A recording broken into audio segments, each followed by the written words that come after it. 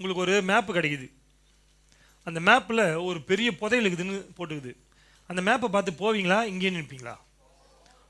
எத்தனை பேர் போவீங்க? புதையல்னா கிளம்பி போயிடுவீங்க.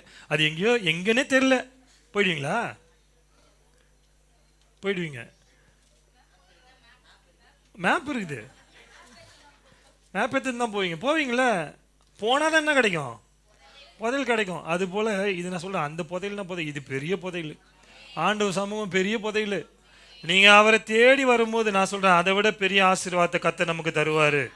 சங்கீதம் 34:10 நான் ஏற்கனவே சொல்லுவேன், சிங்கக்குட்டிகள் தாட்சி அடைந்த பட்டினியாக இருக்கும், ஒரு நன்மையும் குறைபடாது. ஹலோ, நீங்கள் தேடினீங்கன்னா ஒரு நன்மை கூட உங்களுக்கு குறைவாக இருக்கவே இருக்காது.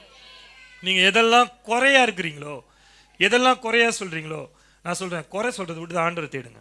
எதனா கேட்டால் ஒரே குறையா சொல்கிறது, அது இல்லை, இது இல்லை, அப்படி ஆயிடுச்சு, இப்படி ஆயிடுச்சு, புள்ள சரியில்லை, அது சரியில்லை, இது சரியில்லை, வீட்டுக்காரர் கேட்டால் அவள் வாய் சரியில்லை, இவரை கேட்டால் அவர் சரியில்லை, இப்படியே மாற்றி மாற்றி ஆளாளுக்கு சொல்லிக்கிறோம். நான் சொல்கிறேன், நீங்கள் ஆண்டவரை தேடுறவங்களா மாறினீங்கன்னா உங்கள் வாயிலேருந்து குறையே வராது.